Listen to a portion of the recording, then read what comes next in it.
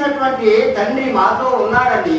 మీరు ఏం చేయాలంటే ఇతరులకు బోధించి సువార్తను నమ్మేటట్లుగా వారికి సువార్తను బోధించండి.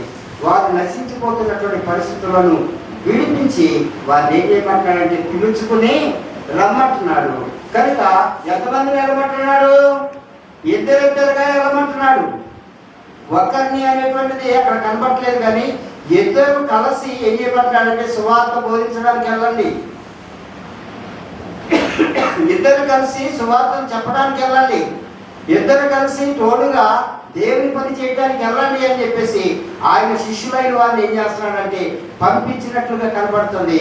ఈ 3 వచనాలు మనం జ్ఞాపకం చేసుకుంటే, మీకు నేను ఏ ఏ సంగతులను ఆజ్ఞాపించాను, బోధించాను, వాటినే మీరు తెలుసుకున్న వాటిని చెప్పండి.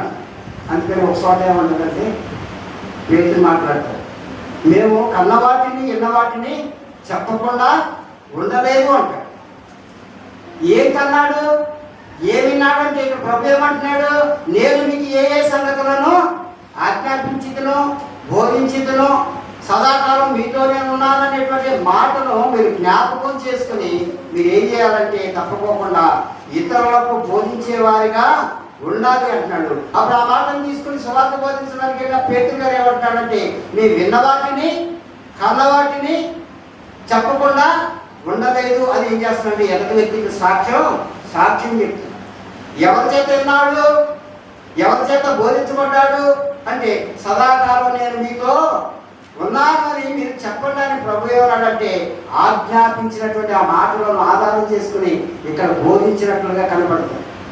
ఇదే నా దేవుని దగ్గరికి వచ్చినటువంటి క్రమం మనందరం కూడా ఒకప్పుడు నువ్వు లేక నేను దేవుడంటే ఎరగని వారు అయి ఉండొచ్చు.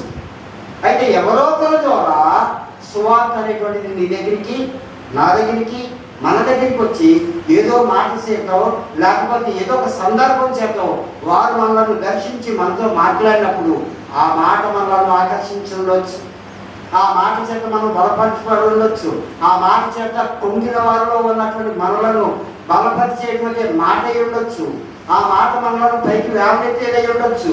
మనలో విశ్వాసం పెరిగింది అయి ఉండొచ్చు. ఆ విశ్వాసం బట్టి మనం దేవుని దగ్గరికి వచ్చిన వారు అయి ఉండొచ్చు. అయితే ఒక వ్యక్తి దేవుని దగ్గరికి రావాలంటే అతని దగ్గరికి ఏమి వెళ్ళాలంటే దేవుని మాట ఇల్లేదిగా ఉండాలి. మరి ఎవరు వెళ్తారు అనేటువంటి కోణంలో నీవు లేక నేను మనం ఏం చేయాలంటే తప్పుకోకుండా ఆలోచన చేసి దేవుని పనిలో నీవు లేక నేను ఏం చేయాలంటే బాధ్యత కలిగిన వారిగా ఉండాలి. చూడండి, ఇక్కడ చూసినట్లయితే సామెతల గ్రంథంలో చూస్తే దేవుడు బతికిలాడుతున్నాడు.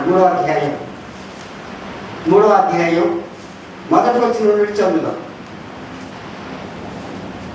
3వ అధ్యాయం మొదటి వచ్చిన నుండి సామెతల గ్రంథం 3వ అధ్యాయం.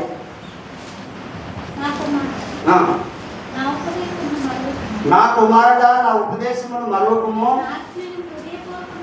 నా ఆజ్ఞలను నీ హృదయపూర్వకముగా గైకొనుము, అవి దీర్ఘాయువును సుఖ జీవముతో గడుసు సంవత్సరములను శాంతిని నీకు కలుగజేయును, దయను సత్యమును ఎన్నడూ నిన్ను విడిచిపోనీయకుము, వాటిని కంఠభూషణముగా ధరించుకునుము, నీ హృదయమును పలక మీద వాటిని రాసుకోవచ్చాలండి. నీ హృదయం అనేటువంటి పలక మీద, అలాగే నా హృదయం అనేటువంటి పలక మీద, మన హృదయం అనే పలక మీద ఏం చేయాలంట, దేవుని వాక్యాన్ని రాసుకోవాలి.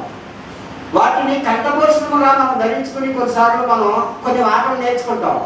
ఆ మాటలను పుస్తకం లేకపోయినా కానీ కంటత. కొన్నిసార్లు స్కూల్కి వెళ్ళినటువంటి పిల్లలకి టీచర్ గారు ఏం చెప్తారంటే, అరే వాక్యాన్ని అంటే చదివేదాన్ని కంటత చేయరా. ఆ కంటత చేసినప్పుడు బుక్ లేకపోయినా కానీ నిలబడి చేతులు కట్టుకుని టీచర్ గారు బుక్ చూస్తుంటే ఆ పక్కన ఉన్నటువంటి విద్యార్థి ఏం చేస్తాడంటే చూడకోకుండా అప్పచెప్పేవాడిగా ఉంటాడు. దాన్నే కంటత అంటారు.